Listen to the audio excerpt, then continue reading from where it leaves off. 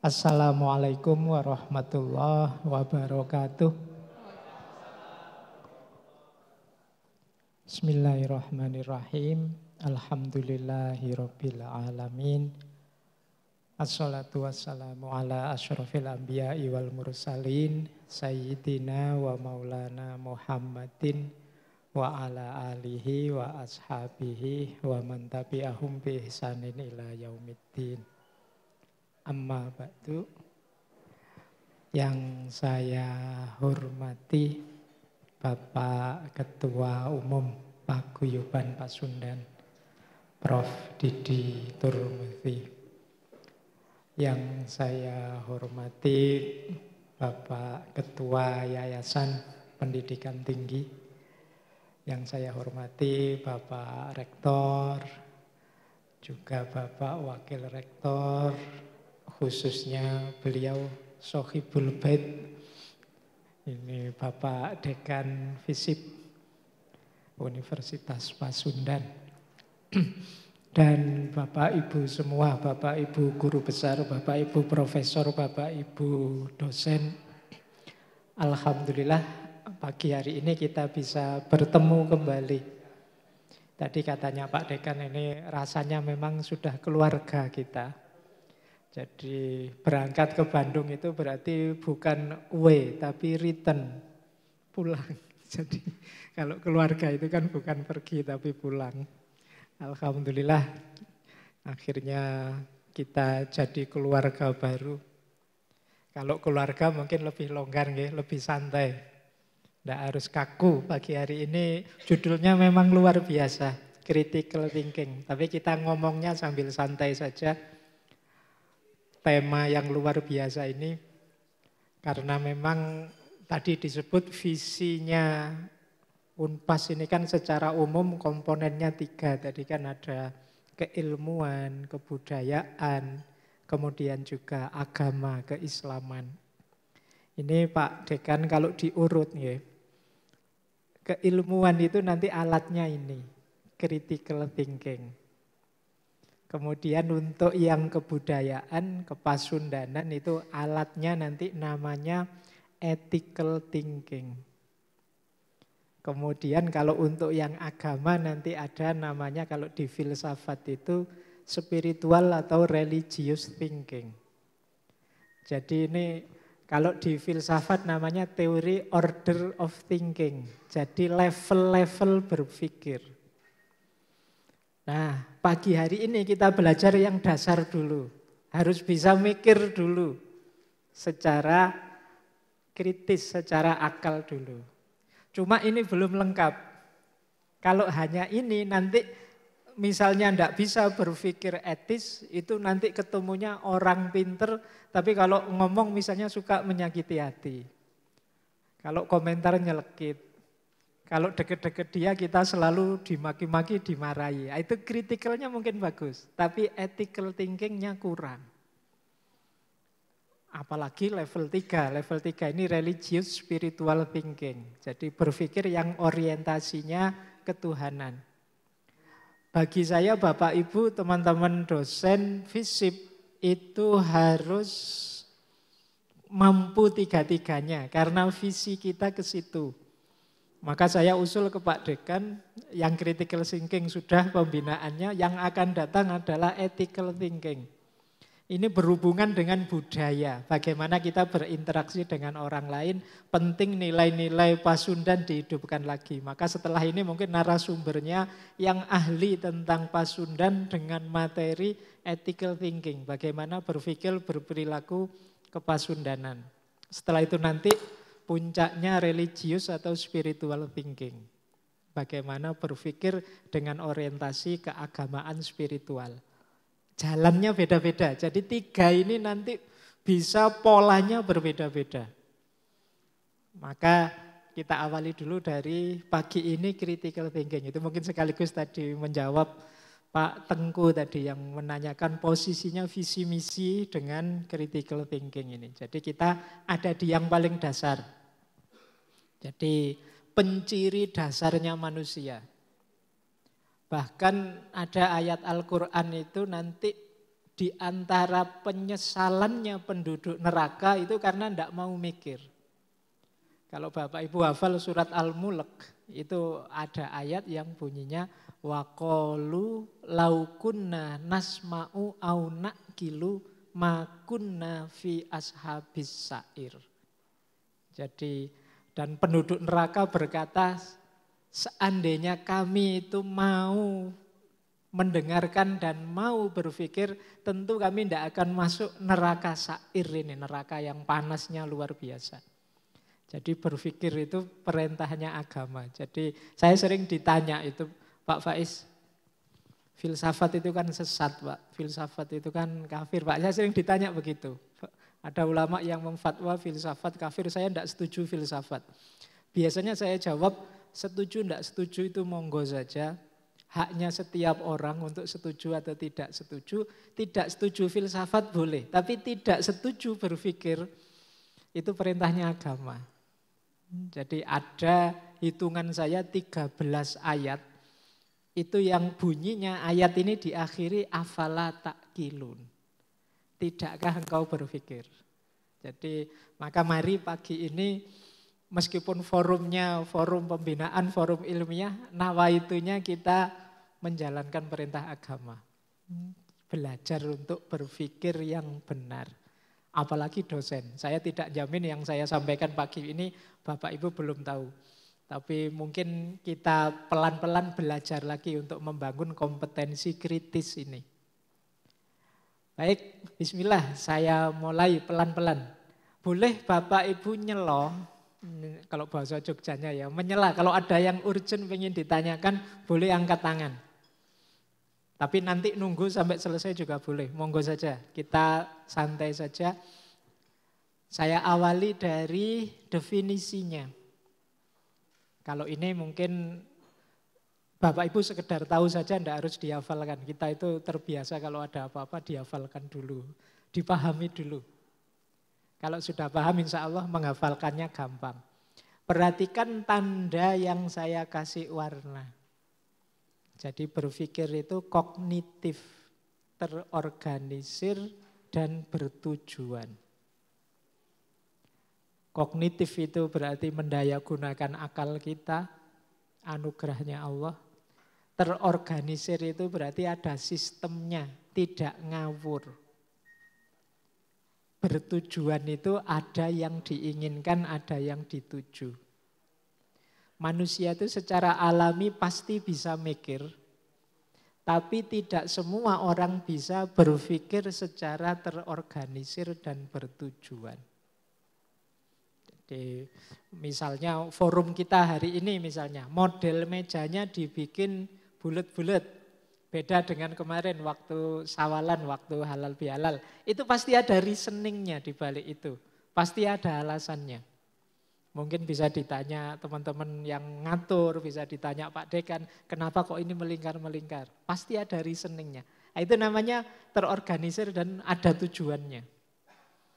Tidak seperti kemarin halal bihalal. Jadi ini proses yang kognitif, terorganisir, bertujuan untuk memahami dan sekaligus mengkonstruksi. Tidak sekedar memahami. Tadi sudah disampaikan oleh Pak Ketum, oleh Pak Ketua Yayasan bahwa berpikir kritis itu hanya satu bagian. Satu bagiannya yang lain itu berpikir kreatif. Bisa dilanjut Pak Kiki. Nah, jadi otak kita itu punya dua daya. Yang pertama daya kritis, critical thinking. Yang kedua daya kreatif. Pagi ini kita cuma kritis saja, belum kreatif. Mungkin lain waktu ya kita lanjutkan. Orang kritis tapi tidak kreatif, itu biasanya bulet kalau bahasa Jogjanya. Apa-apa dikritisi, tapi tidak ada solusi. Kerjaannya marah-marah, terus tidak puas, terus mengeruh, terus. Mungkin dia kritis, tahu titik-titik masalah, tapi tidak bisa membuat solusi. Kalau orang kreatif tapi tidak kritis, Ini biasanya cenderung ngawur. Ide baru tapi tidak nyambung dengan kenyataan. Idenya bagus tapi tidak cocok dengan proses yang berjalan di sini misalnya. Ini namanya kreatif tapi tidak kritis. Dua-duanya harus nyambung. Kritis itu berhubungan dengan pemahaman, kreatif itu berhubungan dengan kebaruan, konstruksi baru, solusi. Disitulah nanti kita problem solving dan decision making. Dosen menurut saya harus punya dua-duanya. Dosen yang tidak kreatif itu mungkin ngajar mulai tahun 80-90 dengan sekarang sama materinya. Mengulang-ulang, saya sendiri juga begitu. Saya tidak tahu problemnya dosen itu apa. Saya itu pengalaman. Tadi Pak Dekan bilang ini Pak Faiz pengalaman. Ya, pengalaman jadi dosen, pengalaman jadi dosen nakal juga pernah. Jadi kita itu kan gonta-ganti kurikulum balak-balik. Berkali-kali kita ganti kurikulum, tapi seringkali kita masuk kelas, ya begitu-begitu juga materinya. Cara ngajar kita juga begitu-begitu. Kadang pemerintah itu sampai bingung. Dulu ada kurikulum model apa, diganti kurikulum KKNI, diganti kurikulum Merdeka Belajar. Mungkin nanti ganti menteri, ganti lagi. Seperti apapun ganti kurikulum, kita ya masuk kelasnya kayak biasanya. Tidak ada perubahan. Itu namanya tidak kreatif. Nah, kebalikannya. Ada mungkin dosen kreatif, tapi tidak kritis. Ini sering jadi problemnya dosen baru.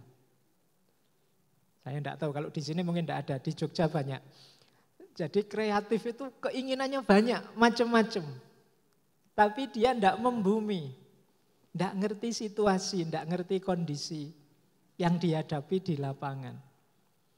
Akhirnya macet kreativitasnya.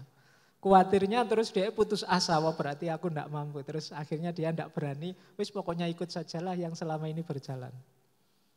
Nah maka dua skill ini menurut saya penting dikuasai oleh seorang dosen. Ya kritis, ya kreatif. Ini sebenarnya mewakili belahan otak kita. Kita sering menyebut otak kiri dan otak kanan. Otak kiri untuk yang kritis, otak kanan untuk yang kreatif. Otak kanannya dosen juga harus hidup. Kalau ini yang kritis mungkin sudah banyak yang bisa, cuma yang kreatif ini perlu dilatih. Mungkin sering-sering menajamkan intuisi, mencari inspirasi, tidak hanya mungkin baca buku daros mata kuliah, tapi juga sekali-sekali baca novel, sekali-sekali seni, sekali-sekali itu untuk hubungannya dengan creative thinking ini. Jadi dosen harus kritis, harus kreatif. Kritis saja hasilnya ngeyel, kreatif saja hasilnya ngawur. Jadi dosen tidak boleh ngeyel, tidak boleh ngawur. Harus kritis dan kreatif. Dasarnya ini dua tipe berpikir. Baik, lanjut Pak Kiki. Nah, saya awali dari sini, kesadaran. Saya sambil duduk sebentar nggih Bapak Ibu, nanti dianggap stand up kalau di situ terus. Biar kelihatan nanti ketutupan saya malahan depannya nggih. Jadi, nah, pertama-tama sebelum jadi orang kritis, kita bangun dulu kesadarannya. Jadi kuncinya orang kritis itu dua. Dia sadar ada masalah dan siap untuk berubah. Itu orang kritis. Sadar ada masalah itu berarti dia tidak cuek. Peduli. Oh ya di kampus saya sekarang ada problem ini, ada kekurangan ini, butuh ini, perlu ini dan lain sebagainya. Ini namanya sadar ada masalah. Dan siap untuk berubah. Ayolah. Enaknya bagaimana, ayolah apa yang bisa kita lakukan, apa yang bisa saya sumbangkan. Nah ini kesadaran kritis namanya, dua-duanya plus. Ada orang yang kesadarannya naif. Kesadaran naif itu sadar ada masalah, tapi tidak mau berubah. Iya saya tahu ada masalah ini, tapi biarlah itu urusannya Pak Dekan, itu urusannya Pak Rektor. Saya tinggal jalan saja nunggu perintah. Ini namanya orang naif. Kan bukan urusan saya kalau ada mahasiswa begini, mahasiswa begitu, bukan tugas saya. Ini naif. Dia tahu ada masalah tapi tidak berpikir apa yang bisa aku berikan. Solusi apa yang bisa aku sumbangkan, perubahan apa yang harus saya lakukan. Ini namanya orang naif. Tahu ada masalah, diam saja. Ada yang lebih mending daripada naif. Dia tidak tahu ada masalah, mungkin karena kurang informasi atau mungkin karena memang orangnya agak kuper, tapi siap berubah. Jadi saya tidak tahu kebijakan ini alasannya apa, tapi ayolah tidak apa-apa, saya ikut saja pokoknya. Diatur ke utara, saya ke utara, diatur ke selatan, saya ke selatan. Ini namanya gaya determinis. Jadi seorang yang ikut saja. Ini kalau ada yang punya prinsip, kalau saya mengalir saja kok Pak Faiz, kalau ada keinginan mood ya saya nulis, kalau tidak ada ya terserah saja, saya nunggu. Ini mengalir saja, itu namanya orang determinis. Tidak punya inisiatif. Tidak tahu dia bermasalah, menganggapnya beres-beres saja. Meskipun sebenarnya dia siap untuk berubah.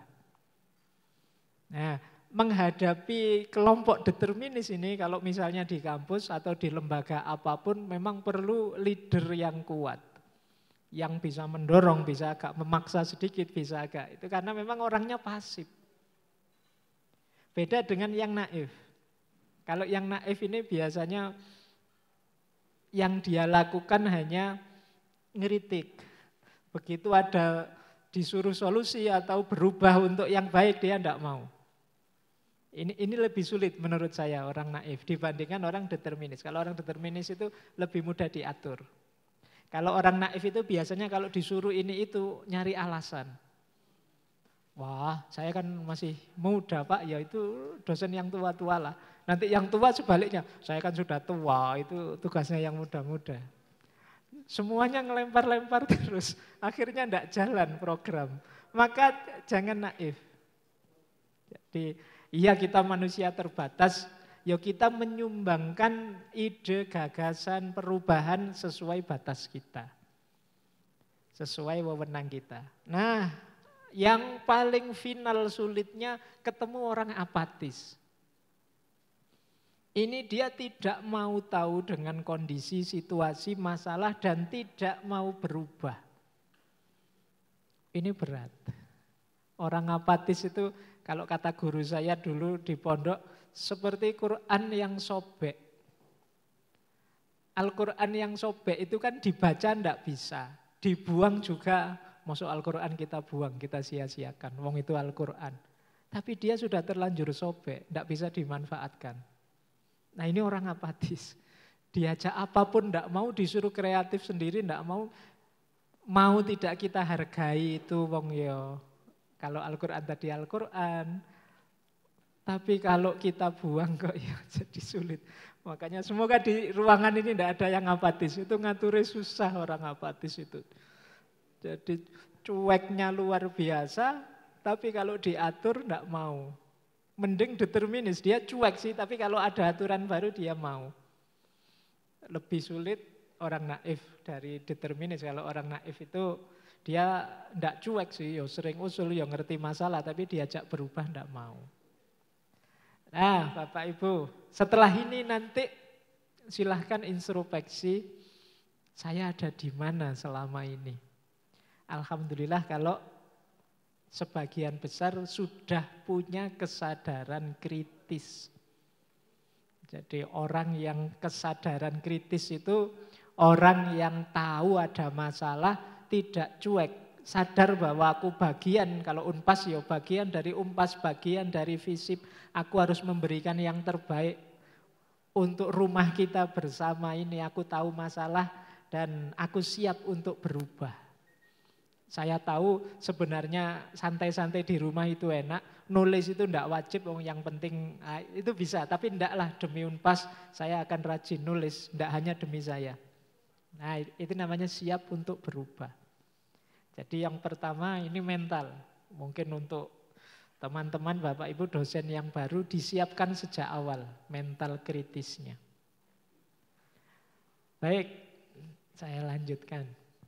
Monggo Pak Ini bahan renungan kita nanti. Ini sebenarnya kalau di pelatihan saya kasih pretest, tapi Bapak Ibu ngecek sendiri saja ya nanti di HP-nya masing-masing, di laptopnya masing-masing. Monggo setelah acara nanti. Ini sebenarnya untuk introspeksi diri. Dari Bapak Ibu ngisi jawaban tadi akan ketahuan tipenya apa Bapak Ibu. Jadi nanti di situ akan kelihatan, oh ternyata saya tipe judgmental, oh ternyata saya tipenya orang sinis, oh ternyata saya tipenya orang yang longgar hati, siap berkorban, oh ternyata klik di sini ya Bapak Ibu. Biasanya kalau sama teman-teman mahasiswa, saya suruh ngeklik ini terus kita bahas bersama. Cuma kita agak terbatas waktu, silahkan ini. Biasanya kalau ini sudah diisi saya tanya, ada ndak yang pribadinya penakut misalnya, ada fear, ada ndak yang boleh salah satu nyoba, nanti bisa dijelaskan jawabannya apa, karena agak panjang, bisa 10-15 menit, mungkin salah satu dari Bapak Ibu bisa nyoba mengisi itu, online kok tinggal diklik, hanya saja bahasa Inggris, jadi agak mikir sebentar. Ya dosen kok ya masuk bahasa Inggris sederhana aja ndak bisa, pasti bisa lah. Iya, pasti bisa. Monggo, kalau yang mau nyoba silahkan dicoba. Cuma kita agak terbatas waktu, jadi kita ada 2 sesi meskipun. Nah, ini mental yang harus dibentuk, namanya mental kritis. Dosen harus punya ini. Kalau dosen tidak punya mental ini, ilmunya tidak akan berkembang. Tidak akan bisa bikin tulisan berkualitas. Bagi saya banyak akademisi hari ini yang tidak punya mental ini. Jadi kalau nulis itu isinya kayak clipping. Saya sering ngeritik mahasiswa bikin makalah apa bikin clipping kamu itu. Bikin clipping itu ngambil dari buku ini ditaruh. Nanti ngambil dari buku yang lain ditaruh bawahnya. Semuanya ada rujukan ke sini, rujukan. Tidak salah mengambil rujukan, tapi kalau tidak ada gagasan originalnya, namanya tidak kritis, tidak ada yang baru yang ditemukan. Nah, mental kritis itu saya bagi 3, ada before, ada now, dan ada after. Before itu sebelum. Kalau ini kemana-mana harus dibawa, yang before ini. Akademisi harus punya yang before itu. Kalau now itu sedang, saat kita sedang berpikir kritis itu harus jalan now. Nah, yang terakhir after. Kalau after itu setelah ketemu hasil pemikirannya baru yang after ini. Ini agak kepotong mungkin. Anunya kompatibilitas word-nya mungkin. PowerPoint-nya, tapi bisa terbaca ya.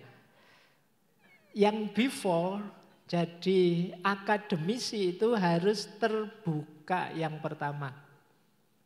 Akademisi apalagi dosen tidak boleh tertutup, menganggap dirinya sudah yang paling pinter, yang paling benar. Selesai kalau ada akademisi merasa akulah yang paling benar, akulah yang paling pinter. Paling tidak itu ciri-ciri dia tidak kritis lagi, tidak akan berkembang ilmunya. Ilmu itu berkembang justru ketika kita sadar bahwa aku ini belum yang terbaik. Masih banyak hal yang perlu aku ketahui. Jadi harus terbuka. Yang kedua, jujur. Kalau A ya diucapkan A, kalau B ya diucapkan B. Tidak boleh kalah oleh egoisme, tidak boleh kalah oleh kepentingan kelompok, tidak boleh kalah oleh kepentingan-kepentingan ekonomi dan lain sebagainya. Akademisi itu diasumsikan dia jujur. Maka kalau ada akademisi kok bohong secara sengaja, saya kasih kalimat secara sengaja ya, karena kadang-kadang orang itu tidak ngerti. Kalau dia punya data keliru. Tapi kalau ada yang secara sengaja bohong, itu sebenarnya statusnya sebagai akademisi gugur. Jadi maka harus jujur. Yang ketiga, curious. Curious itu ingin tahu. Jadi tidak boleh menyerah. Tidak ada yang baik-baik saja di sekitar kita ini. Akademisi itu selalu bisa, oh ini ada yang tidak beres, oh ini ada yang kurang, oh ini. Itu namanya curious, ingin tahu. Pak, critical thinking apa bisa Pak dipelajari hanya 2 sesi? Itu ingin tahu. Jadi mungkin penasaran, harusnya bukunya tebel-tebel, ini kita belajarnya sebentar. Kalau bisa seperti apa, kalau tidak bisa seperti apa. Ini namanya curious, ingin tahu. Pak Faiz, materi yang dibawakan apa saja? Ada nggak yang belum disampaikan atau disembunyikan atau udah? Itu namanya curious. Rasa ingin tahu nanti menentukan sejauh mana karir akademiknya teman-teman dosen. Ada banyak hal yang bisa kita tanyakan, bahkan yang kelihatannya beres masih bisa kok kita pertanyakan. Jadi bisa bertanya, bisa mempertanyakan. Ini namanya curiosity. Kemudian yang keempat, optimis. Harus optimis bahwa saya bisa, saya mampu.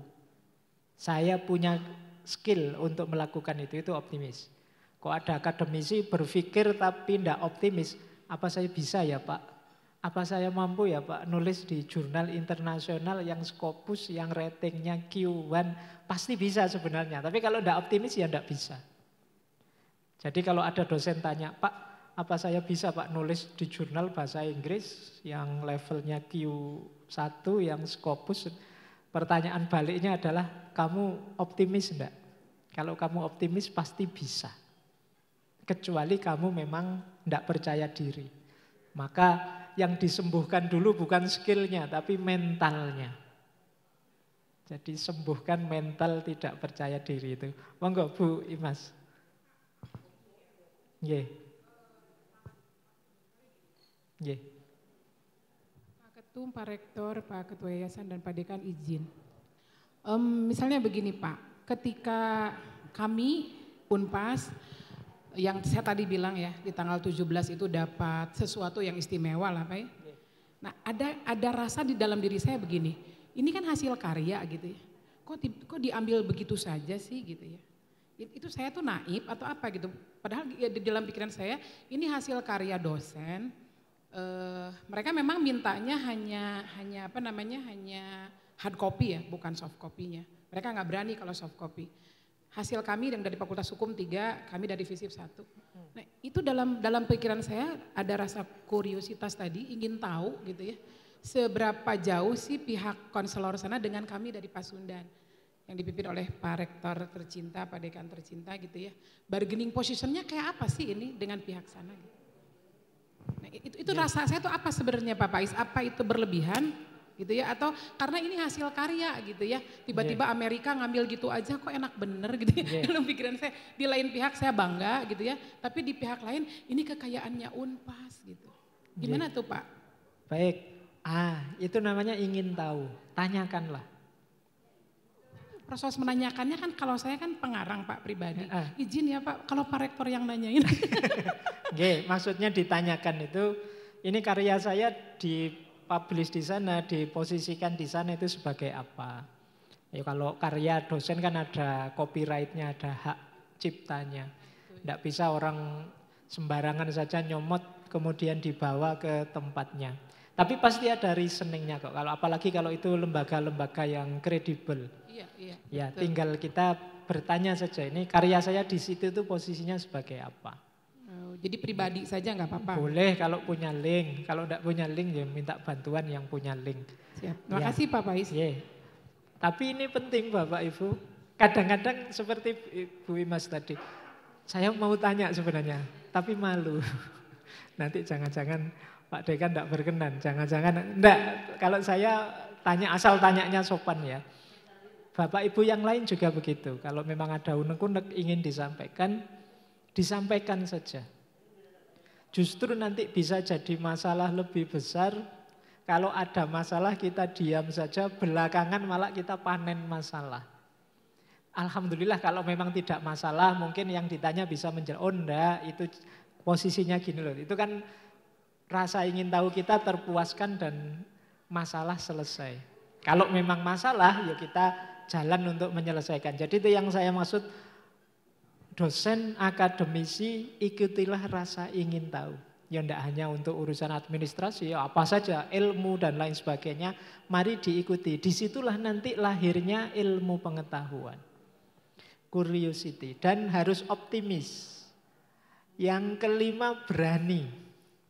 Berani ini kelihatannya sepele, tapi kadang-kadang dia jadi blok yang menghalangi kita untuk maju.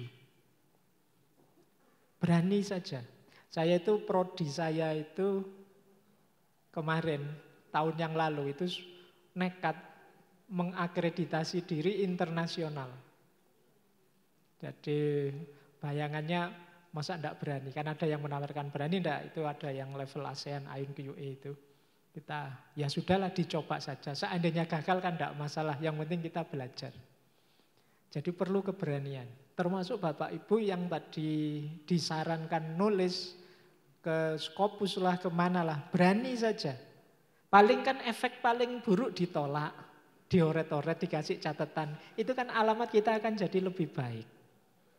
Pak, Inggris saya kacau Pak, ya enggak apa-apa, coba dikirim saja. Paling kan nanti dikritik, kita Inggrisnya jadi lebih baik. Jadi beranilah memulai. Yang berat itu berani memulai ini. Ayo dimulai nulis, ayo dimulai kreatif, ayo dimulai bertanya. Berani.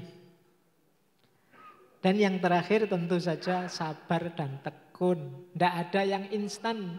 Mungkin teman-teman dosen yang baru, mungkin hari ini mungkin banyak keluhannya, banyak kok kayak gini jadi dosen ya. Wah, tidak ada proses. Apapun tidak ada yang instan. Jadi ikuti dengan sabar dan tekun, awali dengan berani, optimislah, ikuti rasa ingin tahu, tapi tetap jujur dan terbuka. Nah ini mental, harus dibawa kemana-mana sebagai seorang dosen. Terus kalau pas berpikir ini ada 1, 2, 3, 4, 5. Kalau pas berpikir ya kita dituntut untuk yang pertama berani berspekulasi. Kalau bahasa ilmiah mungkin hipotesis. Oh mungkin jawabannya ini, terus diuji. Oh jangan-jangan ini kuncinya, oh jangan-jangan itu kuncinya. Kenapa sih mahasiswa kita hari ini kalau berkomunikasi dengan dosen rasanya kadang tidak sopan misalnya. Saya tidak tahu di sini ada tidak problem itu. Di tempat saya kadang-kadang begitu, mahasiswa hari ini itu kalau sama dosennya, saya kemarin ada WA itu, Pak, besok saya jam 9 ke kampus mau menghadap Bapak untuk bimbingan. Saya tunggu ya Pak.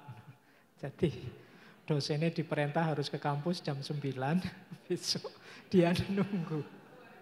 Iya, itu murid kita itu luar biasa ya. Saya enggak tahu di sini begitu juga apa enggak. Iya. Itu ya coba ya kita cari akarnya di mana sih. Saya khawatir anak-anak kita generasi hari ini itu memang sosial skillnya agak kurang. Karena mereka lebih banyak asik dengan dunia gadget individu di HP dan laptopnya masing-masing. Sehingga kemampuan bergaulnya tidak terlalu bagus. Hari ini banyak orang baper, mudah tersinggung, tidak bisa diajak guyon, ngamuan, dan lain sebagainya. Itu bagi saya social skill yang rendah.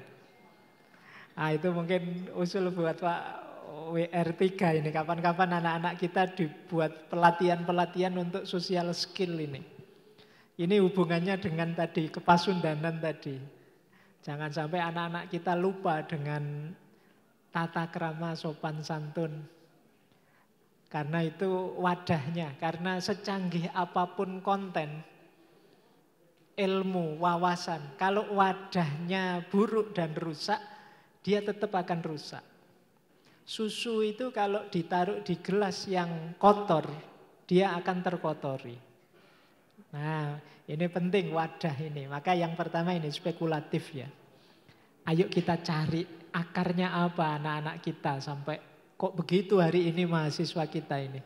Anak-anak kita itu hari ini bahasa saya kadang tidak tangguh mentalnya, tidak tangguh jiwanya. Sulit sedikit mereka tidak kuat. Kalau pas lagi waktunya kuliah daring, mereka protes. Saya bayar kok kuliah daring, online. Harusnya bayarnya dikurangi. Terus kita turuti. Kalau gitu kuliah langsung saja deh, yuk ketemu di kelas. Begitu diajak ke kelas, yang datang paling 2, 3, 4. Alasannya pandemi.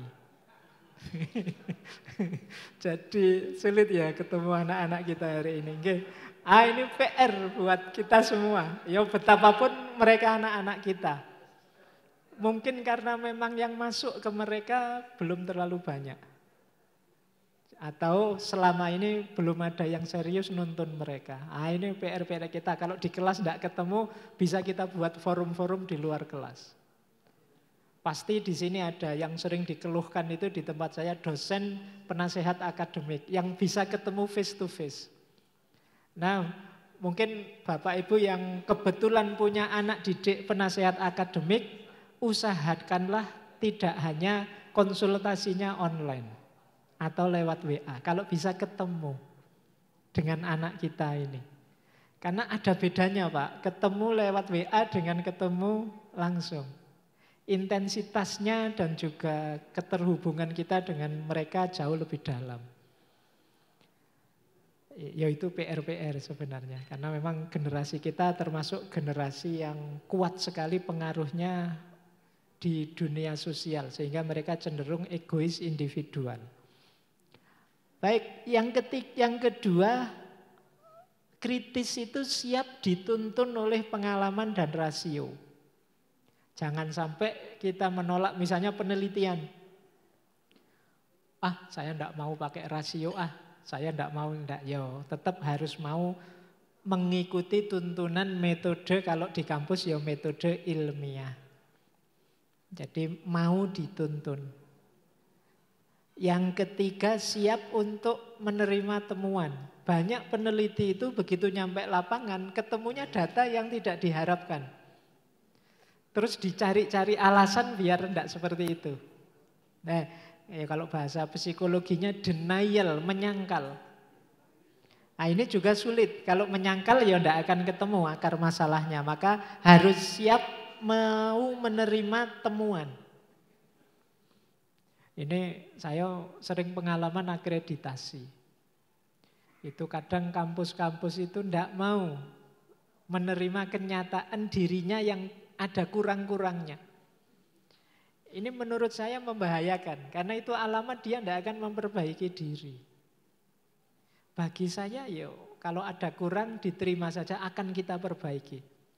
Maka saya sering kalau asesmen itu lebih saya tekankan, terus ingin ditindaklanjuti seperti apa. Bukan situasi sekarang seperti apa. Kalau tindak lanjutnya bagus, masuk akal, bagi saya dia siap fight. Tapi kalau malah denial, dia akan sulit bersaing. Maka penting Bapak Ibu untuk kita terima dulu. Terima bukan berarti pasrah, tapi nanti kita cari solusi selanjutnya. Nah, terus siap salah. Kita itu bukan malaikat, bukan Tuhan, bisa salah.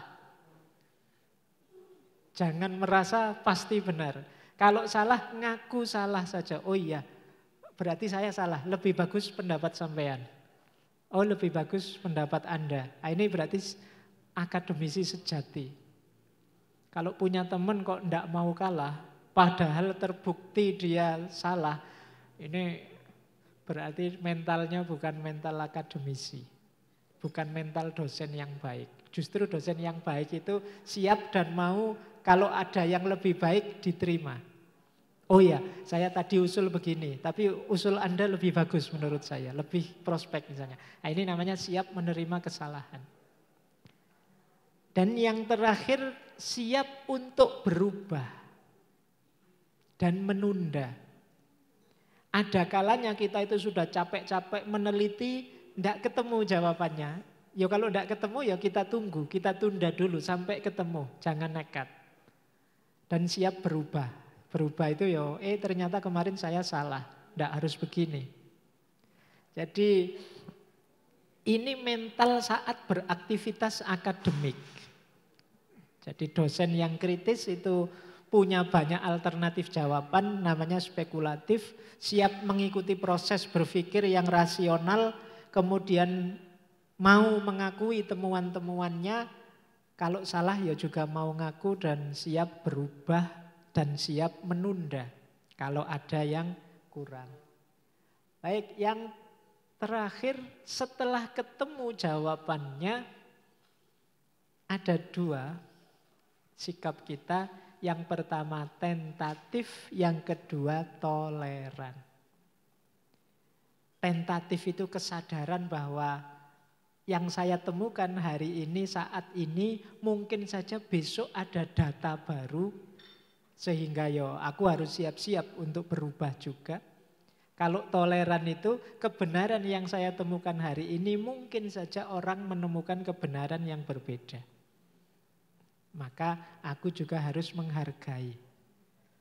Jadi puncaknya mental seorang ilmuwan itu justru tentatif dan toleran. Kalau ilmuwan tidak punya mental tentatif, ilmunya mandek. Makanya kalau kita nulis skripsi, tesis, disertasi, itu kan selalu disertai saran-saran.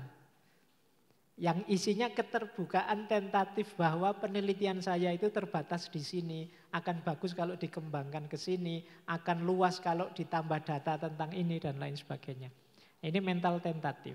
Nanti setelah itu toleran. Saya memahaminya begini sih, tapi mungkin orang lain punya pemahaman yang berbeda dengan saya, maka saya hargai. Jadi inilah before, now, dan after-nya mentalitas kritis. Bapak Ibu dosen harus mulai membangun ini. Teori ini sangat masuk, sangat klop kalau untuk akademisi, untuk dosen. Saya beberapa kali ngisi di korporasi, perusahaan-perusahaan, gudang garam, dan lain-lain.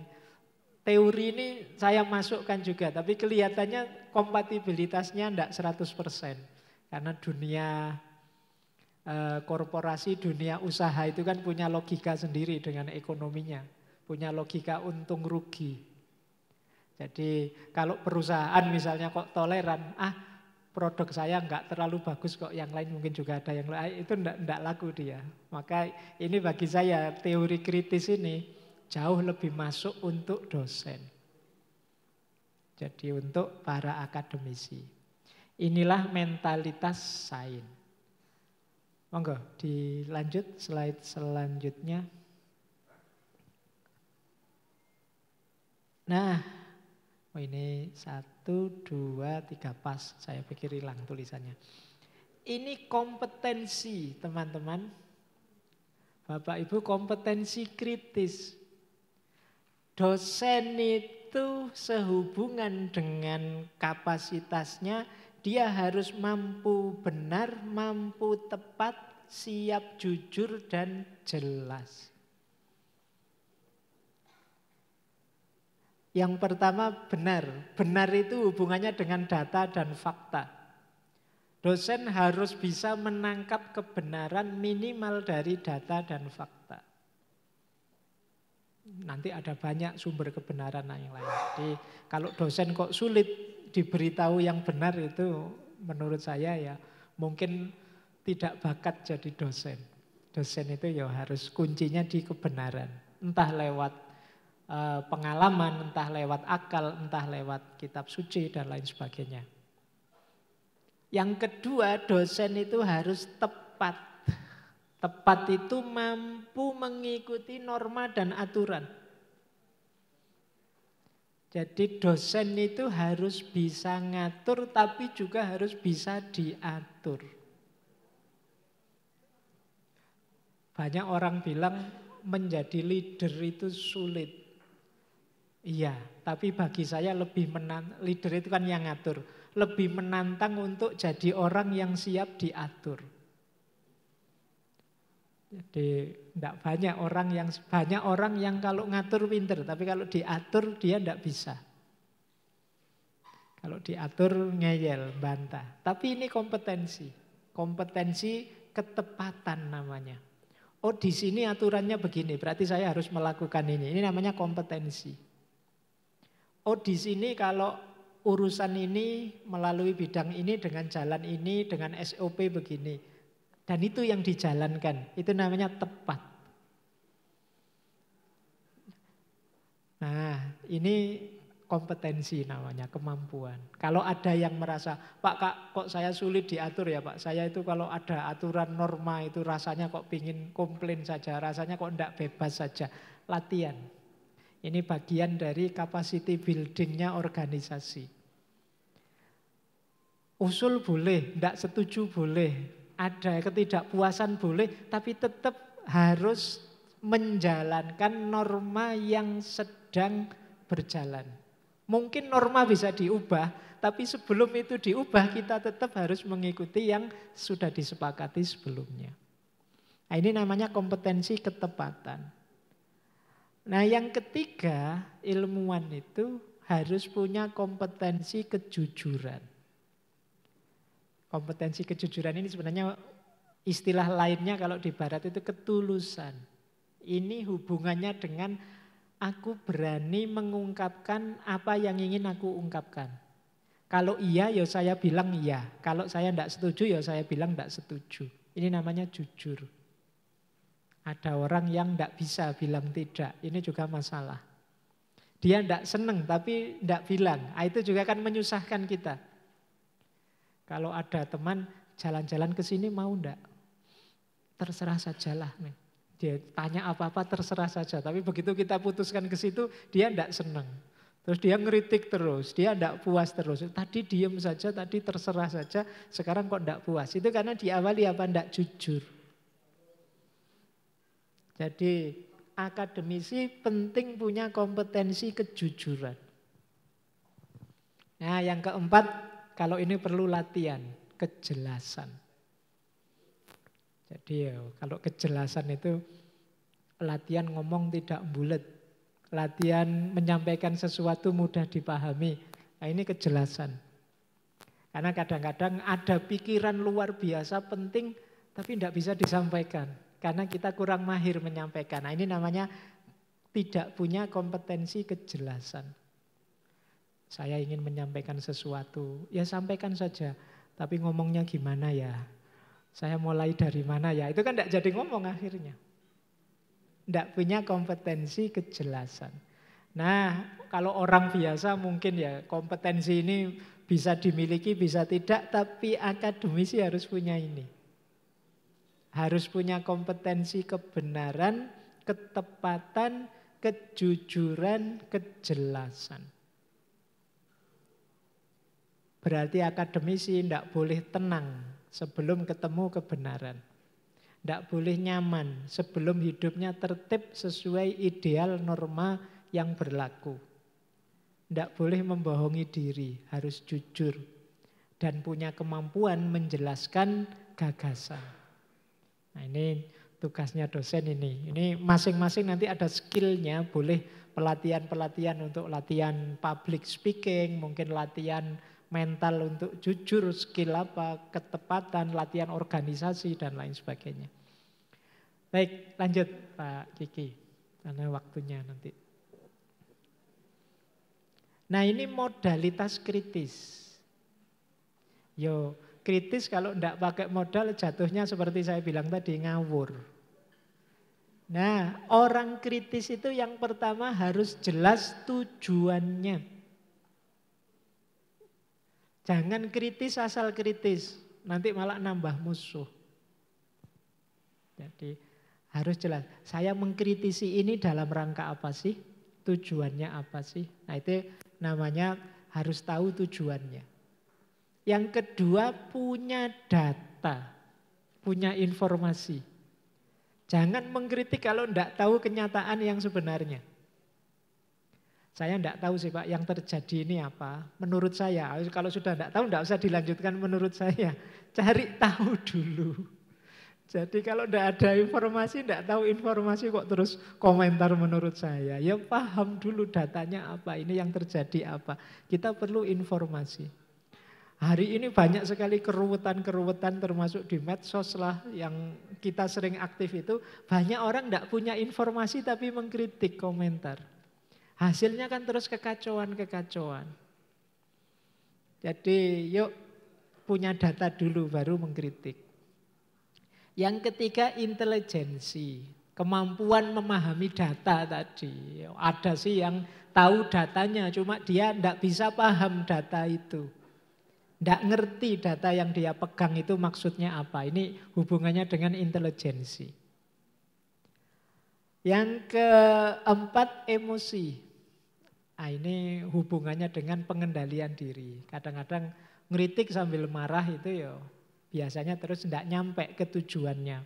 Atau ngeritik dengan sangat emosional, sangat sedih, sangat marah, sangat lelah, sangat capek. Ah, ini masalah mesti.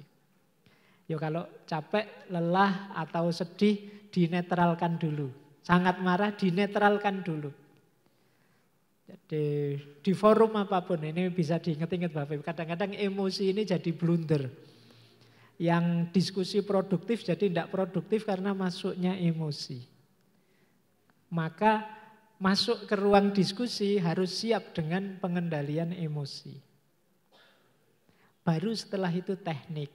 Kalau teknik ini yang kita pelajari pagi ini namanya teknik bagaimana berpikir kritis. Baru setelah itu etik, norma-norma, nilai-nilai yang harus kita penuhi. Oh enggak, ya sebenarnya menurut saya salah sih, tapi kalau saya sampaikan sekarang akan sangat menyakiti hatinya dia. Nanti dululah kita pending. Itu namanya etika. Oh sebenarnya saya enggak setuju dengan yang seperti itu, tapi kalau saya ucapkan ketidaksetujuan ini nanti teman-teman semangatnya turun semua ini. Mumpung bersemangat biarlah nanti saja saya sampaikan yang ini. Nah, itu namanya tahu etik. Jadi ngerti kapan harus bilang, kapan harus ditunda. Bahkan kadang-kadang demi etik ini kebenarannya kita simpan dulu. Saya tahu dia salah. Tapi kalau tiba-tiba saya tunjuk sekarang bahwa dia salah, mungkin dia mutung, mungkin dia tidak mau lagi ikut circle kita, malah dia kemana-mana ngomong jelek. Ini saya tunda dulu, ini etik namanya. Saya tahu kebenarannya begitu, tapi kalau saya ungkapkan di depan forum ini, nanti malah jadi masalah. Ini namanya etik. Jadi kritis itu Bapak Ibu teman-teman tidak sekedar kita tahu ada yang salah terus dihantam, tidak begitu. Tapi ada, ya kita harus punya data, kita punya kemampuan memahami data itu. Kita punya pengendalian emosi, pengendalian diri. Tekniknya harus pas, etiknya juga harus pas. Nah ini kunci untuk melakukan praksis kritik. Baik lanjut Pak Kiki. Biar nanti dapat banyak, nanti kan slide-nya bisa dibawa oleh Bapak Ibu. Nah, kalau ini sudah teori, saya tidak akan menjelaskan detail, Bapak Ibu sudah tahu. Bahwa jenis keterampilan kritis itu ada analisis, ada sintesis, ada inferensi atau penyimpulan, ada problem solving, ada evaluasi. Analisis itu mengurai. Misalnya, mengapa ya jumlah animo mahasiswa kok menurun? Yuk kita analisis. Nah, di analisis itu dicari variabel-variabelnya apa saja, kemudian diurai. Oh, memang era-era belakangan ini ada pandemi, kemudian ada model kuliah daring, ada ekonomi yang turun masyarakat gara-gara pandemi, ada apalah isu-isu tentang dunia kerja yang pragmatis yang tidak butuh kuliah ada. Ini variabel-variabelnya kita jejer terus, ini eksternal. Yang internal mungkin hubungannya dengan dosennya, tokoh-tokoh di sini, pengelolaannya dan lain sebagainya. Nah, nanti ini namanya dianalisis hubungannya.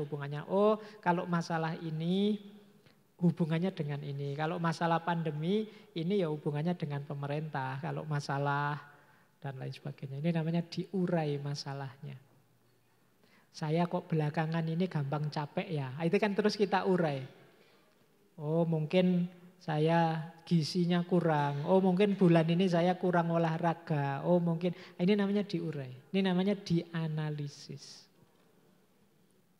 Kayak dokter itu loh. Dokter waktu mengobservasi kita kan diri kita diurai.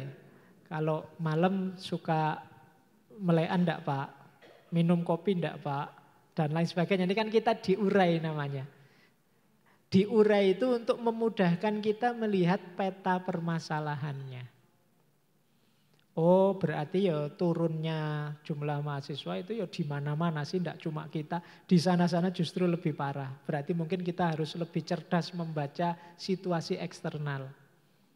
Oh tapi di mana-mana naik, kok kita saja yang turun. Oh mungkin berarti analisisnya ke dalam ini berarti ada. Nah, itu namanya analisis. Jadi kemampuan kita mengurai permasalahan. Kebalikannya analisis itu sintesis. Kalau sintesis itu kita mengumpulkan, kalau tadi mengurai, kalau sintesis mengumpulkan. Misalnya tadi ada problem mahasiswa, animo mahasiswa. Nah ini kita punya kekuatan apa sih, variabel-variabel apa sih? Oh kita punya dosen yang luar biasa, kita punya karya-karya tulis sampai level internasional kita punya. Yuk kita jadikan ini satu untuk problem mahasiswa yang turun ini namanya disintesis. Selama ini sosialisasi kita kurang efektif lah. Masa hanya datang ke lembaga-lembaga, yuk kita tambah sekarang. Ditambahi yang online-nya kita kuatkan, media sosialnya. Yuk karya kita kuatkan. Mungkin di sini ada tokoh-tokoh yang bisa improve. Atau alumni-alumni yang bisa diminta untuk kerjasamanya. Karena hari ini tuh kan pendidikan orang lebih banyak fokus kalau sudah lulus mau jadi apa. Nah itu kalau di kampus saya antara lain solusinya alumni-alumni yang sukses itu diminta komitmennya untuk menerima adik-adik kelasnya. Nah itu sehingga dan itu di state dengan jelas bahwa lulusan sini nanti akan diterima di sini, akan diterima di sini. Meskipun tentu saja tidak semua, tapi statement bahwa nanti ada loh yang orientasi kerjanya yang jelas yang itu terus laku. Ah ini kemampuan mensintesis. Jadi segala kemampuan yang kita miliki kita ambil. Ya termasuk ada di tempat saya itu beasiswa tapi dari alumni. Sekuatnya mereka. Misalnya ada saya kuat Pak biayai mahasiswa cuma hanya satu. Jadi dari daftar sampai lulus karena saya kuatnya sekian. Itu kita tampung, kita terima. Kalau alumninya 10 kan kita bisa membeasiswai 10. Tawaran beasiswa itu biasanya menarik untuk calon mahasiswa. Nah itu makanya jaringan alumni bisa diperkuat itu untuk memperkuat kita. Kolega-kolega, relasi-relasi. Saya pernah ke NTU itu yang namanya beasiswa itu ya dari tokoh-tokoh yang alumni situ, termasuk yang jadi menteri, yang jadi itu. Jadi nanti ada beasiswa Lee Kuan Yew, ada beasiswa ini. Jadi tokoh-tokoh semua. Nah itu mungkin bisa ditiru. Karena kita kan sulit di aspek beasiswa ini. Sementara ini menarik untuk calon mahasiswa. Apalagi jurusan saya jurusannya filsafat. Selalu dapat mahasiswa paling kecil. Karena ya mikirnya mesti kuliah filsafat mau jadi apa? Nanti lulusnya mesti jadi orang ngeyel yang menyebalkan yang itu. Jadi ada yang daftar itu syukur, wah itu berat. Cuma ya kalau mampu tinggal di branding, dikemas yang menarik biar orang masuk. Belakangan sudah mulai banyak lagi. Baik, nah itu sintesis. Kalau menyimpulkan ini ya semacam dari banyak data kita ambil ringkesnya apa, itu menyimpulkan. Jawabannya apa. Kalau menyimpulkan itu bisa kognitif saja. Yang lebih praktis namanya problem solving. Ada kesimpulan itu dasarnya problem solving. Yang itu tidak selalu sama dengan kesimpulan yang biasa. Jadi kalau problem solving sudah ada tambahan praksisnya, lapangannya. Kalau hanya menyimpulkan pakai akal kan bisa segala sesuatu masuk. Tapi begitu lapangan, mungkin yang secara rasional oke, di lapangan tidak oke. Karena orang harus lihat kondisi konkretnya. Nah yang terakhir evaluasi. Evaluasi ini ya menilai macam-macam yang ada di kita. Kalau sudah diputuskan kan bukan harga mati. Kalau memang bisa dievaluasi ya dievaluasi. Baik, terus Mas Kiki. Indikator orang kritis itu 5 ini. Mampu merumuskan pokok masalah, Banyak loh orang yang ngaku kritis tapi sudah ngomong panjang, terus terakhir bingung sendiri. Ini kita ngomong apa ya? Ini temanya apa ya? Itu banyak yang begitu. Nggak ngerti temanya apa kok yang ngomongnya bisa panjang kemana-mana. Ya, ini yang pertama. Itu berarti tidak kritis. Kritis itu bisa merumuskan pokok permasalahan. Terus yang kedua bisa menangkap fakta. Ini yang saya maksud tadi ya, punya data, tidak asal ngomong. Jadi yang ketiga mampu punya argumen yang logis. Jadi bisa membedakan, oh kalau itu masuk akal, kalau ini tidak masuk akal. Data itu relevan, kalau ini tidak nyambung. Yang ini pas, tapi kalau yang itu meleset. Ini orang kritis yang bisa begini ini. Banyak orang yang data itu ditelan begitu saja. Saya punya data kok ini. Dia tidak sadar, loh datamu itu relevan tidak? Akurat tidak? Logis tidak? Nah itu penting langkah selanjutnya. Yang keempat, mampu mendeteksi bias. Oh iya, saya paham kamu pendapatnya begitu karena kamu orang FISIP. Sementara ini orang filsafat. Cara mikirnya maka begitu. Oh sementara ini orang ekonomi, agak perhitungan untung rugi. Nah ini bias namanya. Tapi mampu, orang kritis itu bisa begitu. Jadi tidak selalu harus memihak. Tapi oh iya dia pikirannya begitu karena dia pertimbangannya agama. Sementara beliau ini pertimbangannya ekonomi. Kalau itu melihat sosial demi kerukunan. Nah, untuk selanjutnya bisa enggak sih ini disintesiskan jadikan satu saja, bisa enggak sih? Nah, itu orang kritis yang bisa seperti itu. Yang terakhir bisa menjangkau efek.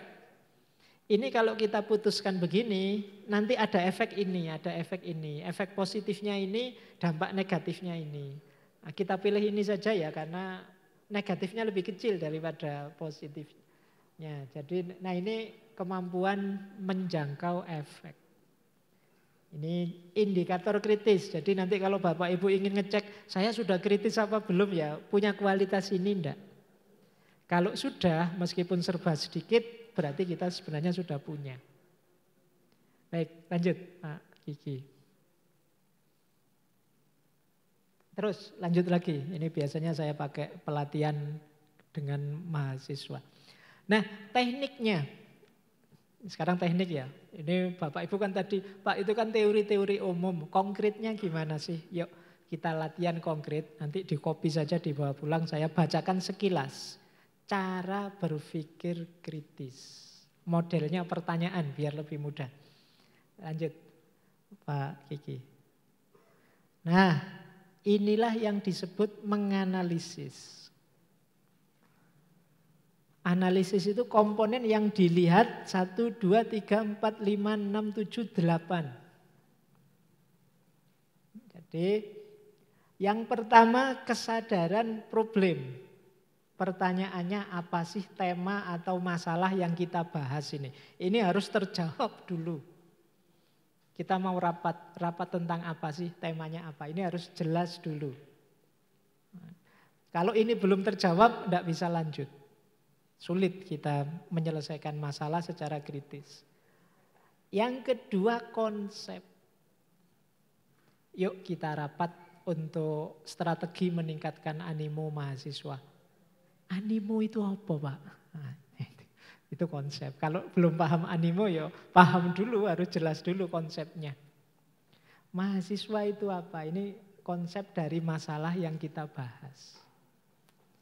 Kalau ada yang tidak ngerti konsepnya, penting dijelaskan dulu. Kalau tidak, diskusi atau analisisnya tidak akan pas.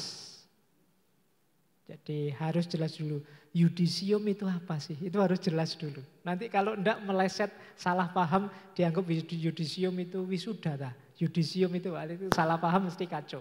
Jadi konsep harus jelas. Maka penting kalau ada yang memimpin diskusi, memimpin rapat, diperjelas dulu konsepnya. Kemudian yang ketiga, goalnya, tujuannya. Ini juga harus jelas. Jangan sampai hanya brainstorming saja, terus capek bahas saja, tidak jelas tujuannya.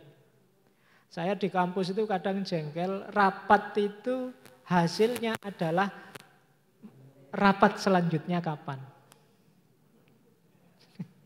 Jadi sudah capek-capek rapat, keputusannya nanti kita rapatkan lagi. Nah ini tadi rapat ya ngapain, sudah capek bahas. Kok keputusannya terus, kenapa tidak jelas tujuannya? Kalau memang problemnya besar, ya mungkin perlu beberapa kali rapat, ya dirancang saja. Oke, untuk rapat kita yang pertama targetnya ini dulu.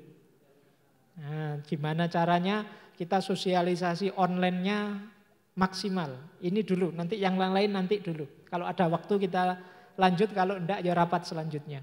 Nah, cuma kadang-kadang kita enggak sadar ini, jadi enggak sadar tema rapatnya besar sekali, yang sana usul A, B, C, D luas, ya nyambung tapi enggak fokus. Akhirnya kita bingung terus, ya sudah nanti kita putuskan di rapat yang akan datang.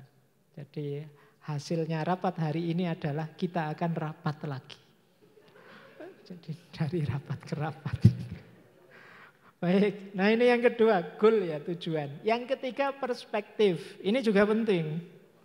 Kita rapat tapi perspektifnya ini ya, masalah ini kita lihat dari sudut pandang ekonomi ya. Ya saya tahu kalau dari agama mulia, kalau dari sosial bagus. Tapi khusus diskusi kali ini kita persempit dulu dari sisi ekonominya saja dulu. Bukan berarti agama tidak penting, cuma ini sedang bahas dari sisi pendapatan kita ekonomi dulu. Itu namanya jelas perspektifnya. Jadi membahas sesuatu juga begitu, harus jelas dari sudut pandang yang mana. Terus yang kelima, asumsi. Ini juga penting, asumsi itu pengetahuan awal. Jadi misalnya tadi tentang mahasiswa baru, kita asumsikan bahwa mahasiswa itu sekarang sukanya yang pragmatis praktis misalnya. Ini namanya asumsi. Kita bahas secara ekonomi dengan asumsi pendapatan kita tahun ini pasti meningkat. Ini namanya asumsinya. Biar orang tidak sembarangan bikin asumsi sendiri. Nanti diasumsikan pendapatannya meningkat, yang lain pakai asumsi pendapatannya berkurang. Sehingga pikirannya tidak nyambung dengan rapat yang sudah berjam-jam. Penting tahu asumsinya. Sebenarnya teori apapun diawali dari asumsi. Membahas sosiologi misalnya. Sosiologi itu ya asumsinya manusia dengan manusia yang lain berinteraksi. Kalau asumsi ini dibubarkan, ya sosiologi bubar. Maka ini pentingnya asumsi. Yang kelima, implikasi. Ini juga penting ditanyakan. Apa sih implikasi dari asumsi yang kita gunakan? Kalau kita mengasumsikan pendapatan nanti meningkat, berarti kita harus melakukan ini. Kalau kita mengasumsikan pendapatannya turun, ini yang kita lakukan. Ini namanya implikasi. Terus jangan lupa data tadi ya. Masuk ke ruangan harus membawa data, punya informasi. Kalau tidak punya, ya paling cuma diem. Yang terakhir kesimpulan. Ya kayak tadi ya, kesimpulannya apa sih rapat hari ini, yang itu nanti mengikat semuanya. Kalau ilmu pengetahuan ya kesimpulan apa dari penelitian ini. Kesimpulan apa dari tulisan ini. Jadi Bapak Ibu dosen kalau bikin tulisan, logical sequence ini harus juga dimiliki. Kita punya tulisan tentang apa, temanya apa sih, konsep-konsep dasarnya apa. Tujuannya tulisan ini mau apa? Dari sudut pandang mana diambil? Asumsi-asumsi yang dipakai apa? Sosiologis, teologis, filosofis atau apa? Implikasi dari asumsi itu terus kemana? Ini nanti biasanya dari asumsi ke implikasi, di situ orang membahas macam-macam. Karena mengasumsikan ini, maka yang akan terjadi begini, begitu. Jadi biasanya nyawanya analisis itu di sini. Dari perspektif, asumsi, implikasi. Setelah itu tentu saja kekuatan data dan kesimpulan. Jangan bikin tulisan yang tidak ada kesimpulannya. Nanti di bagian kesimpulan kadang-kadang isinya malah doa. Semoga tulisan ini bermanfaat untuk bangsa, agama, dan negara. Iya, ini tulisan panjang lebar, kesimpulannya malah doa. Nah ini ya harus jelas. Dari kajian ini kesimpulannya apa? Lanjut Pak Kiki. Biar Nah, kalau ini agak panjang. Ini mengevaluasi. Kalau Bapak Ibu punya program, punya proyek, apakah itu kelembagaan, penelitian apapun, sudah selesai, saatnya evaluasi. Ini berpikir kritis dari aspek mengevaluasi. Nah, ini yang suka ngeyel, suka komplain itu bikin pertanyaan yang lebih bermutu lah dengan cara ini. Jadi yang ditanyakan saat mengevaluasi itu pertama kejelasannya, yang kedua akurasinya, yang ketiga presisinya, yang keempat relevansinya, yang kelima kedalamannya, yang keenam keluasannya, yang ketujuh logik kemasuk akalannya, yang kedelapan kepentingan atau signifikasinya, yang terakhir fairness atau keadilannya. Jadi silahkan ditanyakan, mungkin ada hal-hal tentang sesuatu dari 9 variabel evaluasi itu. Misalnya, ini yang dijelaskan kok enggak terlalu jelas ya, berarti kita butuh clarity, kejelasan. Mungkin kita tanya, bisa enggak Bapak jelaskan lagi? Bisa enggak Bapak beri contoh-contoh? Bisa enggak Bapak uraikan lagi yang Bapak inginkan itu apa? Itu namanya pertanyaan jenis clarity. Kita ingin penjelasan lebih jauh. Jadi dosen harus pinter di sini. Makanya kalau forumnya dosen-dosen agak unik kalau ada yang bertanya, kok terus banyak yang diam. Banyak hal yang bisa kita tanyakan. Mungkin ini nanti jadi modal. Ini biasanya jadi parameter kritis tidaknya seseorang. Yang kedua, akurasi. Akurasi itu ya akurat, pasnya satu ide. Boleh kita bertanya misalnya, gimana sih Pak kita membuktikan hal itu? Atau yang kedua, apa sih bukti yang dari Anda sampaikan itu? Gimana kita memverifikasinya, melihat faktanya? Ini namanya bertanya akurasinya. Pas enggak sih? Terus bisa juga presisi. Sebenarnya agak mirip akurasi sama presisi. Cuma presisi ini ketepatannya, bahwa yang diinginkan ya seluas itu presisi namanya. Kadang-kadang orang itu ngomong terlalu sempit, kadang ngomongnya terlalu lebar. Kita bisa bertanya presisinya. Kok ada orang ngomongnya melebar kemana-mana, kita bertanya coba lebih spesifik lagi. Nah ini berarti presisi, atau mohon dijelaskan lebih detail Pak, karena masih terlalu umum itu. Itu namanya menanyakan presisinya. Atau tanya kepastiannya. Kalau hal-hal sosial atau ilmu politik atau ilmu ekonomi itu kan kadang penjelasannya global saja. Nah coba ditanyakan kepastiannya. Pak, Mbok tolong jangan melebar kemana-mana, pastinya saja gimana? Oke, ini materi ini pernah saya sampaikan di lembaganya Najwa Shihab dan kawan-kawan itu. Saya harus melatih orang-orang yang mau mengkritisi pemerintah. Jadi mereka kan cara berpikirnya andalannya kritis. Oke. Nah, ketika dikasih materi ini saya tidak tahu jadi tambah kritis atau tidak. Karena ternyata kritis itu bukan berarti mengkritik membabi buta. Tapi jelas arahnya. Tidak sekedar ada orang salah terus kita salahkan. Kita yang menyalahkan juga harus tahu, ini kamu mau bahas apanya. Kejelasannya, akurasinya, ketepatannya, atau relevansinya. Kalau relevansi itu kita bertanya, apa sih hubungannya dengan yang kita bahas ini?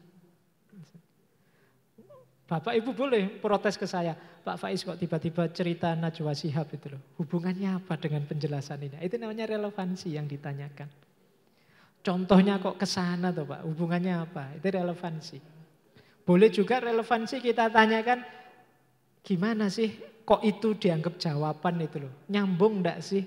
Nah ini namanya relevansi. Atau bagaimana apa yang disampaikan tadi bisa membuat kita lebih paham terhadap problem, itu berarti relevansi.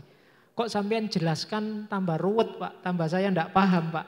Nah ini berarti enggak relevan. Relevan itu tambah dijelaskan kita tambah paham. Nah terus kedalaman. Nah kalau ini sudah lebih dalam lagi. Kalau ini mungkin kita, kalau ini untuk kepentingan bersama, mendalami yang sedang disampaikan. Yang pertama kedalaman. Kedalaman itu kita tanya faktor apa saja yang membuat masalah ini sulit diselesaikan. Ini bertanya, berarti tanya kedalaman. Baik, Bapak Ibu, kita lanjut 5 menit, 10 menit lagi biar tuntas materi ini. Saya lanjut nggih. Jadi boleh menanyakan kedalaman. Nah, ini biasanya forum-forum diskusi ilmiah itu penting. Biar kita kelihatan keren, itu yang ditanyakan kedalamannya. Jadi kalau kedalaman itu yang ditanyakan antara lain faktor apa saja, kemudian kesulitan apa saja yang penting untuk menyelesaikan problem solving ini dan lain sebagainya. Setelah itu keluasan. Kalau keluasan itu kita bertanya misalnya apa perlu kita memahami masalah ini dari perspektif yang berbeda. Nah, ini hubungannya dengan keluasan. Meskipun tadi misalnya waktu diskusi dipersempit kita dari perspektif ekonomi ya, boleh ditanyakan lebih luas. Ini kalau dari sisi ekonomi saja kelihatannya tidak selesai deh. Perlu tidak sih kita perluas?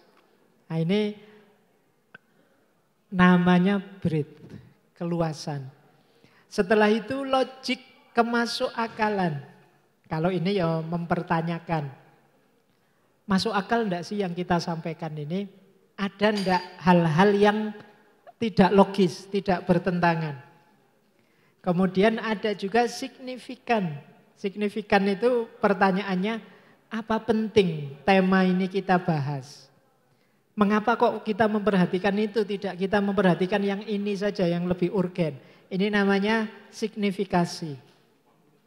Atau mana sih dari unsur-unsur ini yang paling penting?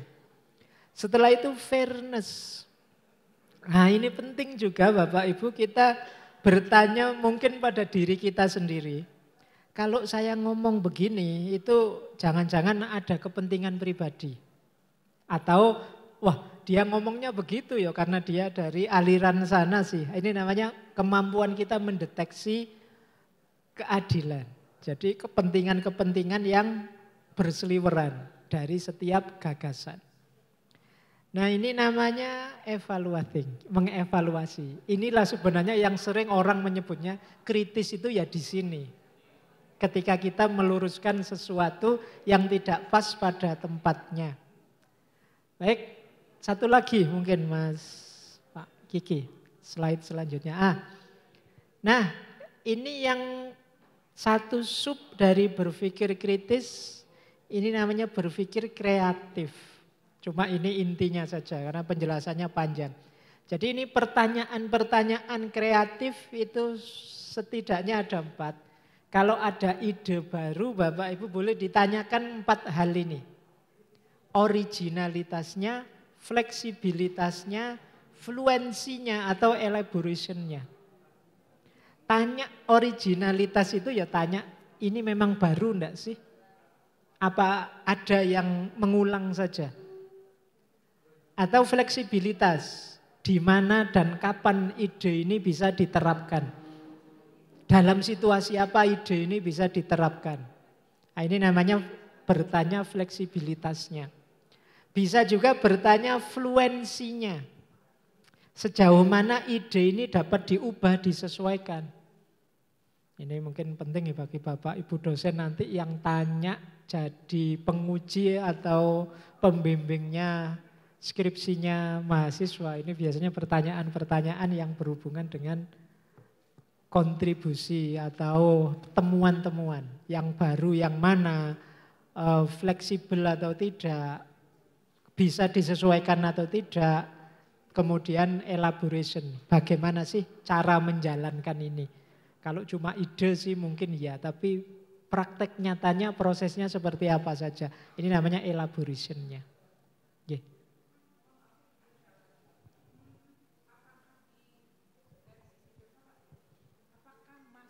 waktu sampai sini, Mas?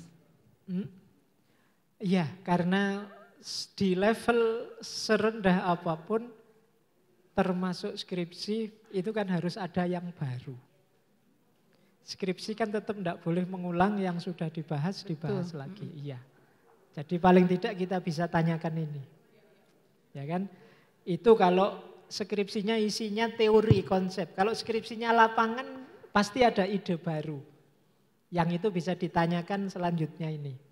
Apalagi skripsinya anak teknik itu bisa nyampe sini. Jadi inovasi yang dia temukan. Meskipun tidak sedalam kalau levelnya tesis atau disertasi. Itu yang kadang-kadang sering membuat saya prihatin. Bukan prihatin ke anak-anak atau ke kampus. Harusnya Indonesia ini luar biasa. Kenapa? Saya ngitung itu, pernah ngitung dari kampus saya saja. Kampus saya itu 4 kali wisuda setahun. Setiap kali wisuda itu 500 orang. Sekitar kurang lebih. Berarti setahun 2000. Setiap yang lulus, mahasiswa yang lulus itu kan membuat skripsi atau tesis atau disertasi. Berarti dari kampus saya saja itu setiap tahun lahir 2000 karya ilmiah. Kalau 2000 karya ini menyumbangkan sesuatu untuk Indonesia, itu kan sudah luar biasa. Belum dari kampus yang lain. Kita bisa panen akademisi, panen intelektual. Tapi ternyata ya tidak. Ranking kita tidak terlalu bagus dalam pendidikan. Itu patut kita pikirkan. Atau jangan-jangan sistem skripsi atau tesis kita agak terlalu jelimet. Yang difokusi bukan yang utama-utama temuan baru ini, mungkin fokus pada yang lain. Saya kalau bimbing skripsinya mahasiswa itu kayak editornya penerbit.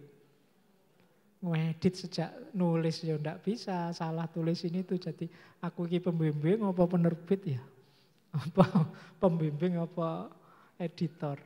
Nah, itu penting ya PR kita semua. Saya kalau di Singapura itu pernah melihat bahkan disertasi itu proposalnya cuma 3,5 halaman. Enggak ruwet. Kalau di kita kan proposal itu bisa 60-70 halaman proposal kalau S3. Iya, saya pernah itu kan ada seminar cuma 3,5 halaman. Jadi itu the point saja, ada masalah apa, kemudian masalah ini dia akan angkat dari perspektif apa, solusi yang dia inginkan apa, proyek yang akan dia garap apa, selesai. Tidak serumit kita. Kalau kita kan bisa latar belakang itu bisa 20 halaman sendiri. Ngomong macam-macam latar belakang, nanti baru terus masalah. Belum lagi tinjauan pustaka dan lain sebagainya. Kurang efektif, sehingga kadang-kadang seperti tadi ya, yang harusnya signifikan, harusnya penting dilewatkan. Itu sering jadi problem kita. Baik, masih adakah Pak Kiki? Kelihatannya sudah ya. Sudah evaluatif, analitis, kreatif. Terakhir ini sebenarnya wanti-wanti saja, ini melatih kepekaan kritis kita. Semoga Bapak Ibu dosen termasuk yang bisa membedakan antara fakta, fiksi, dan rumor. Jadi tidak semuanya setara. Banyak orang mencampur saja. Jadi informasi itu bisa faktual, bisa fiktif, bisa gosip. Pastikan itu Bapak Ibu ngerti bedanya. Kalau enggak kita akan tertipu. Yang kedua untuk kritis juga, ini secara umum tidak hanya di kampus. Penting kita bisa membedakan mana fakta, mana makna, mana rasa. Fakta itu kalau saya bilang siang ini ya mungkin suhunya sekitar 25 derajat di ruangan ini. Ini fakta. Kalau rasa itu dingin sekali ya ruangan ini, itu rasa. Kalau makna itu ya pertemuan yang dingin seperti ini adalah pertemuan yang produktif untuk menghasilkan ide-ide baru. Ini makna tempelan dari kita, tambahan dari kita. Jadi Bedakan ini ya, kadang-kadang orang itu menganggap rasa sebagai fakta. Dingin sekali ya ruangan ini rasa. Orang lain mungkin menganggapnya ya paslah ini, atau lebih panas ini sebenarnya kurang dingin. Itu rasa. Faktanya ya suhu 25 derajat. Nah itu bedakan ini. Banyak orang terjebak di sini, termasuk banyak hoax bertebaran itu ketika orang tidak bisa membedakan fakta, makna, dan rasa. Bedakan juga Bapak Ibu antara gagasan ilmiah dengan bahasa ilmiah. Banyak orang ngomongnya sangat ilmiah tapi tidak ada isinya. Jangan tertipu dengan casing bahasanya. Jadi saya itu kadang kalau mahasiswa filsafat semester-semester awal itu, wah kalau pakai bahasa eksistensi kita mendahului esensi sesuai dengan paradigma humanisme macam-macam. Ngomongnya ruwet, tidak karu-karuan. Kelihatan keren, itu bagi yang tidak ngerti, wah ini kelas tinggi ini. Padahal tidak ya, cuma bulat saja ngomong. Bahasa. Jadi bedakan antara bahasa yang jadi kemasannya dengan gagasan isinya. Karena banyak orang yang gagasannya sebenarnya kosong, meskipun kemasan bahasanya luar biasa. Boleh dikritisi tentang itu. Nah, ada juga, penting juga kita bedakan hari ini, berani berpendapat tidak selalu pendapatnya benar. Jadi banyak kan orang-orang yang berani ngomong. Kadang bukan bidangnya juga ngomong. Sementara kita pemalu. Sehingga kadang-kadang orang yang berani ngomong itulah yang benar. Karena kebenaran yang tampil versi dia. Jadi bedakan antara berani berpendapat dengan pendapatnya benar. Nah, terdengar asing, aneh atau berbeda, jangan dipastikan itu pasti salah. Karena hal-hal baru itu selalu kedengarannya memang agak asing, agak aneh, agak berbeda. Tidak mesti dia salah. Mungkin ada data baru, mungkin ada temuan baru. Nah ini penting juga kita ingat-ingat. Nah ini menarik juga selanjutnya. Tidak bisa dijelaskan bukan berarti dia tidak benar atau tidak ada. Kadang kita ketemu fakta, hanya saja kita sulit menjelaskannya. Mungkin karena kemampuan kita menjelaskan terbatas. Karena kita sulit menjelaskan, orang terus nganggapnya, oh berarti salah, kamu bohong. Tidak juga, kemungkinan memang sulit menjelaskan saja orang ini. Bapak Ibu kan kadang-kadang juga sulit menjelaskan sesuatu ke orang. Sehingga terus orang menganggapnya kita bohong atau itu keliru, itu mengada-ada. Sebaliknya ada orang pinter ngomong, sehingga yang bohong pun rasanya kayak benar. Nah ini penting ya, jadi semoga kita bisa mendeteksi kemampuan bicara dengan kebenaran. Karena ada orang memang punya kebenaran tapi kurang mampu bicara, karena memang bicara mungkin bukan bidangnya. Terus tidak bisa dibantah juga tidak berarti benar. Kadang kan kita diskusi dengan orang yang suka ngeyel, orang yang itu kan kita bantahnya sulit. Tapi bukan berarti dia mesti benar loh. Mungkin hanya kita saja yang terbatas tidak mampu. Kalau ketemu yang lebih ahlinya mungkin ketahuan bahwa itu salah. Jadi jangan kesusu diyakini kalau kita tidak bisa bantah seseorang, pasti dia yang benar, kita yang salah. Bisa saja dia salah, hanya saja memang kita tidak mampu bantah dia. Ilmu kita, wawasan kita terbatas. Nah ini juga penting sebagai bekal untuk kritis. Nah ini juga sering kita pakai yang selanjutnya, kalau bukan ini pasti itu. Ini juga masalah. Jadi karena dalam hidup ini ya tidak sesederhana itu. Hidup ini kompleks, tidak sesederhana kalau bukan ini pasti itu. Nah yang terakhir, bedakan antara kebetulan dan kebenaran. Nah kalau dalam bahasa Indonesia sebenarnya maksudnya sama. Betul itu tidak selalu benar. Ya, jadi kebetulan itu ciri mudahnya tidak bisa diulang. Tidak bisa diuji. Saya jalan-jalan di mall tadi siang, ketemu teman saya yang daerahnya agak pelosok. Ini namanya kebetulan. Besok diulang jalan-jalan ke situ ya mungkin tidak ketemu. Tidak bisa kita simpulkan, oh berarti teman saya itu sukanya jalan-jalan di mall. Tidak bisa begitu. Baru ketemu sekali jalan-jalan di mall kok terus kita simpulkan dia berarti kebiasaannya jalan-jalan di mall, tidak bisa. Yang sekali tadi hanya kebetulan. Kecuali terus kalau kita melakukan penelitian, saya coba tak amati 1 bulan ini tak cek setiap hari ke mall ketemu dia enggak. Kok setiap hari ke mall ketemu dia terus. Ini mungkin dari kebetulan sekarang memang sudah benar. Dia itu memang tiap hari jalannya ke mall. Jadi itu ada beda antara kebetulan dan kebenaran. Baik, saya kira itu Bapak Ibu untuk materi kita yang pertama. Mungkin ada sedikit waktu kalau ada yang ingin bertanya. Monggo. Nah ini nanti masih ada giveaway. Jadi silakan jumlahnya berapa. Tapi enggak usah mikir itu ya, nanti sudah dihitung giveaway-nya 2, yang tanya 3, yang 1 enggak jadi, enggak tanya semua, enggak apa-apa. Ya, monggo Pak. Bismillahirrahmanirrahim. Assalamualaikum warahmatullahi wabarakatuh. Waalaikumsalam. Terima kasih atas kesempatan yang diberikan. Mungkin ini konfirmasi Pak Dr. Fahrudin. Tadi disampaikan tentang kompetensi kritis ya. Salah satunya adalah kebenaran. Dan kebenaran yang tadi disampaikan adalah kebenaran yang terkait atau berhubungan dengan fakta dan data. Nah, di dalam teori kebenaran sebetulnya ada juga kebenaran-kebenaran yang lain.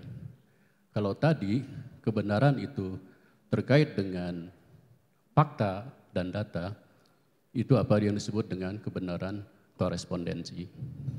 Padahal dalam teori kebenaran itu juga ada banyak. Ada kebenaran koherensi, di mana antara pernyataan yang satu dengan pernyataan adalah koheren atau bersesuaian. Ada juga kebenaran pragmatis, kebenaran dilihat dari nilai kegunaan. Ada juga kebenaran revelasi, dilihat bahwa yang benar adalah yang diwahyukan oleh Tuhan. Dalam ini Islam misalnya adalah Al-Quran. Ada juga kebenaran eksistensialis, bahwa yang disebut benar adalah berarti bagi kehidupan. Mungkin itu kebenaran-kebenaran yang lain. Bagaimana kompetensi kritis itu juga harus melihat kebenaran-kebenaran yang lain. Bukan hanya sekedar kebenaran korespondensi. Mungkin itu. Mungkin ini konfirmasi. Okay. Kemudian yang kedua, mudah-mudahan Bapak ini Ibu tidak lapar begitu. Agak ini. Yang kedua adalah mengenai mentalitas kritis atau kesadaran kritis itu ya. Mungkin ini pengalaman Singapura, betapa menjadi negara maju, Singapura pengalamannya ada 3 thinking yang mereka praktekkan dalam kehidupan berbangsa dan bernegaranya, yaitu thinking again, berpikir kembali, yang tadi juga sudah disampaikan oleh Pak Fahrudin terkait dengan merumuskan masalah dan bagaimana mencari solusi permasalahan itu. Kemudian yang kedua adalah thinking across, berpikir melintas. Kita bisa mengambil pengalaman pihak lain, orang lain untuk diadaptasi. Mungkin bukan untuk direplikasi karena ini bukan barang mati, gitu, seperti itu. Dan yang ketiga adalah thinking ahead, berpikir masa depan. Itu pengalaman Singapura, tapi ini juga sebetulnya 3 pemikiran ini dilandasi oleh able people dan agile process. Jadi proses yang cerdas. Ini bagaimana korelasi dengan mentalitas kritis ini atau kesadaran kritis ini. Terima kasih. Assalamualaikum warahmatullahi wabarakatuh. Oke, saya jawab langsung saja, singkat karena mungkin Bapak Ibu sudah pikirannya tidak di sini. Mungkin. Yang pertama, nanti habis zuhur kita masih ada satu sesi lagi akan panjang lebar kita bahas tentang kebenaran. Bahkan tidak hanya kebenaran, nanti kita juga bahas tentang kesalahan berpikir. Jadi nanti insya Allah kita ketemu jenis kebenaran yang macam-macam. Kemudian yang thinking across dan thinking ahead, itu kalau dari sisi critical thinking itu jenis dari creative thinking. Jadi bagaimana kita bisa memprediksi, bagaimana kita dengan data hari ini itu merancang kebenaran untuk besok. Nah itu kalau pakai kategori 2 tadi ya, yang pertama tadi termasuk critical thinking, 2 yang terakhir yang thinking ahead dan thinking across itu termasuk creative thinking. Pagi ini sebenarnya kita masih hanya bicara tentang critical thinking. Karena mungkin ada sesi panjang lagi kalau kita tambahi dengan creative thinking. Tapi insya Allah Bapak Ibu dosen di sini kan termasuk orang-orang yang visioner dan kreatif. Tinggal mau jalan atau tidak. Sebenarnya yang saya sampaikan pagi ini itu semua Bapak Ibu saya yakin bisa. Tinggal dihidupkan saja. Jadi itu ringkasnya Pak jawaban saya. Nanti yang pertama kita bahas di teori-teori kebenaran. Nanti ada di setelah zuhur. Oke.